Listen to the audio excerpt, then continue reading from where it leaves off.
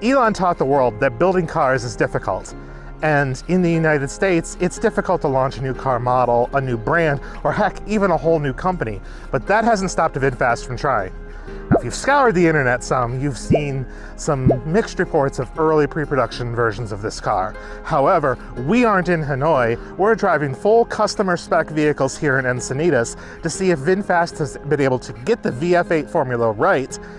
Is it a good car? And how does it compare to the competition? Let's go find out. Just a quick note, the versions that we drove for this program were the California City Edition of the cars. These are lease-only vehicles and are already spoken for. The standard version of the car, which should come with the option to buy or lease and have better range, are already arriving at ports to go on sale later this summer. VinFast has assured us that we'll get time in those vehicles as soon as possible.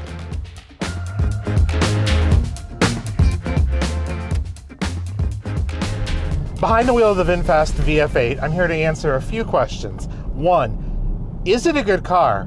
It has to be a good car in order for it to potentially be competitive. Then, how is it as an EV? Is it a good EV or is it not a good EV?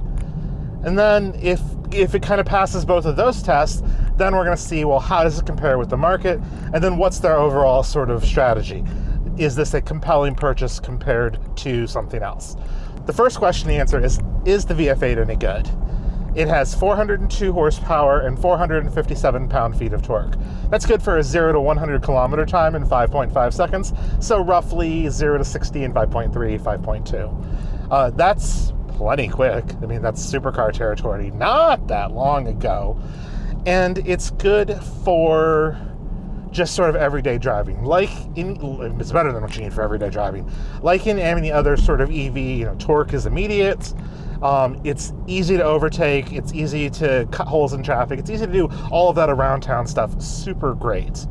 Other aspects of making it a good car is how well is it built? How good is the tech? How good is just the overall experience? And that's where the VF8 is a bit of a mixed bag. When we first climbed into this car, the leather seats are a little extra worn for only having 757 miles on the odometer. My co-driver for the day, she had a power seat button literally pop off the power seat when she was trying to adjust it. And some of the materials feel great. The soft touch material on the doors feel great. There's some good soft touch material on the dash. There's a lot of good placement of soft touch material, but there's certain areas like the door handles itself and the grab bar to close the door seem a little plasticky, a little too plasticky, a little too much give in it. The brake pedal in this car, it doesn't feel like it's bolted on all the way. Like there's just a little too much of metal play between pressing it and then actually having it do anything. And the infotainment system, which I'm going to speak very highly of, I think they've taken sort of what Tesla does and improved upon it quite a bit. But we've been in two different cars today that just out of the blue decided that all of the driver assist features needed default and that you needed to go see a service advisor about it. So not particularly great in that department. As for normal driving, the steering feels great. It's very direct. There's no feel in it because there's no feel in steering wheels anymore. But as you kind of build up speed, it's a very confidence-inspiring experience that way. A lot of body roll, but I expect that from a crossover, so that's not really a demerit. Ride quality on good roads, well-paved roads, is excellent, I think. And at highway speeds, NVH is kept to a reasonable minimum. There is a couple of areas where there's a little bit too much wind noise or a little bit of metallic clanging that I can't quite locate on the passenger side mirror. But overall, it's the NVH inside the car is probably better than the last Model 3 that I've been in. So it's not a super big thing to complain about. And ride quality itself, when you are sort of like on washboard kind of roads, when the pavement's a bit broken up, that's where you could tell the car needs a little bit more suspension tuning. It's damped kind of well enough, but how it sort of responds as it's going over the frequent jaunts, makes a bit more noise than it should, and you just feel a little bit too much of the car vibrating. So it feels like it's like 90% there, maybe 95% there on suspension tuning, but just needs just a little bit to get it over the line. Positives, I like the different drive modes. I think that in sport, I like the throttle response for sure. In normal driving, I'd like a little bit better throttle mapping. Like, I don't need to have it instantaneous, but it seems like you have to give it a little too much of the pedal for it to take off. The one area that does need improvement is actually the brakes. It feels like once you put your foot into where the car needs to brake, it kind of feels like you're just putting your foot into a box of sand. Like, you don't really know how deep you are down in the pedal. If you slam on the brakes, the car will stop, but it's really kind of hard to gauge the difference between how much braking power you need to apply. In fact, it reminds me a lot of this last Tesla Model 3 that we had, which isn't to say that this makes it worse than that competitor. I think it's probably on par with what Tesla's doing, but I don't think a lot of real people can honestly look at like Model 3 braking outside of maybe the performance and say, oh, well, that's good. So I feel like there could be a little bit better of an experience there. Exterior build quality is actually excellent. Panel gaps seem to be kept well in check. There's some that are maybe a little thicker than I expect them to be, but they're sort of consistent, so it doesn't look bad. And actually, I think the car looks handsome. The rear view is excellent. I like the light design quite a bit. In profile, it looks a bit normcore, kind of looks a little bit like everything else. But where the Pininfarina design came in really is at the front. I find it really attractive. My drive partner hated it, so your miles will vary. But I think that when it comes to design, I think it's extremely important to be able to have some sort of emotional response. And this car definitely gives you that emotional response when you're looking at the design at the front. Now, is it a good EV? The standard regen mode is fairly aggressive. There's no one-pedal driving, which is a little bit of a bummer. But you've got two different variations of regen. One that's kind of a low setting, which you would want to use maybe in inclement weather. And then the standard mode is fairly aggressive. I would like a little bit more nuanced control in it, kind of the way that Hyundai and Kia products do it, but that's definitely not bad. It will charge at home up to 11 kilowatts if you have a 48 amp charger, which is great. DC fast charging, it's a 400 volt system, so you're capped at about 160 kilowatts. But compared to some other cars out there right now, that's still better. I would love to see a number, 200 or better, but definitely for a first attempt, I think 160 kilowatts is adequate for sure. The biggest downsides right now are the range. So the base car of this comes with it's 207 miles of range, and that's with 19-inch wheels. If you go up to the stepped-up model with a little bit more power and all of that, and also 20-inch wheels, that drops to 191 miles. That's not a lot. This is definitely a city-focused car, which is really kind of why they've limited the launch of this car to California in the United States, and they're dealing very much with a customer that's probably going to live and work and interact not super far away. For some perspective, 191 miles it's not great, but the Lexus RZ with its 20-inch wheels is limited to 196 miles. Now, that car's put together, the interior is a little bit better, but I like the infotainment here in this VinFast better than I do in that Lexus, for sure.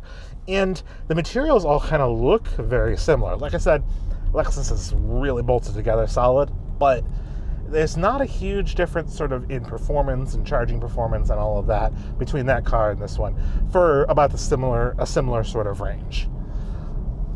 How does it compare to the rest of the market? Well, I've already talked a little bit about Tesla when it comes to ride quality, Lexus in terms of range. A lot of premium SUVs, premium EV SUVs are in that 220 to 230 mile range.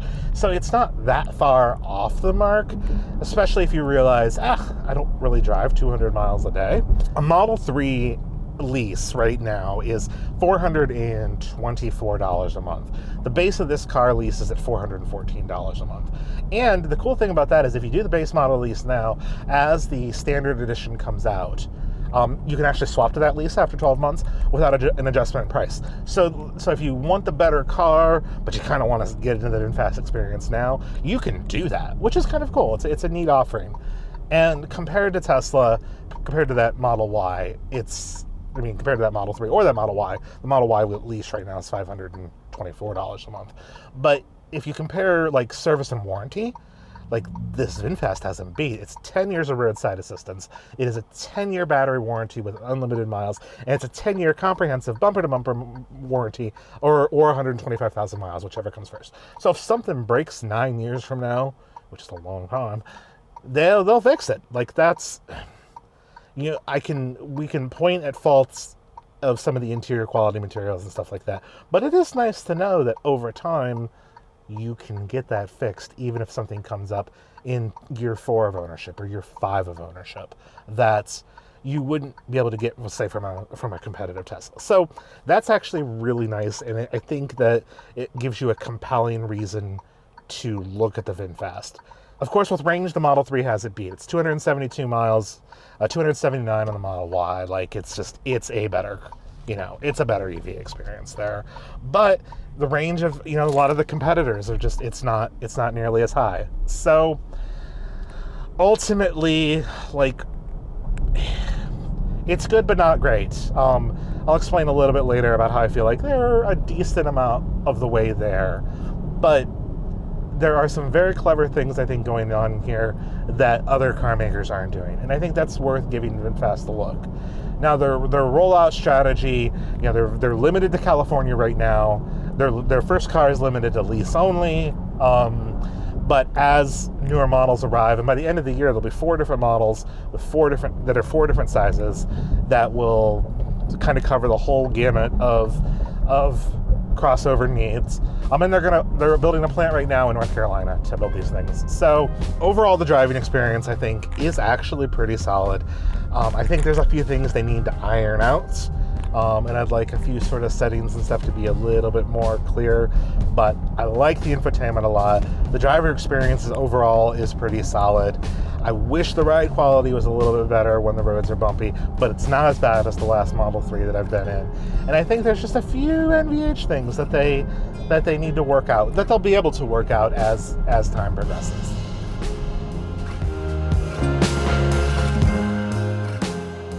Is the VinFast VF8 ready for prime time? Probably not. But other automakers that have come to the US, I'm thinking a lot of the Korean brands, were terrible at the beginning. Way worse than what this VinFast is in terms of first attempts. They're about 85% of the way there. I feel like, through some over-the-air updates and a little bit of refinement, they'll be just as competitive as all of the other EV makers that are currently on sale here in the US. If you're an early adopter, you know the risks. You may enjoy some of the tech of this car and some of the features because it really is a feature-packed vehicle, and there's some things about this car that work really well. But as an early adopter, you also understand, well, might be some faults occasionally that you'll have to deal with. They'll always tell a mainstream customer to always wait through that first year. I think that's practical here.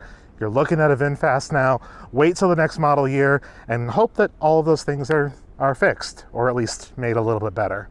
Speaking of those Koreans, one of the best electric vehicles you can buy today is the Hyundai Ioniq 5, and you can see our full take on that by clicking right over here.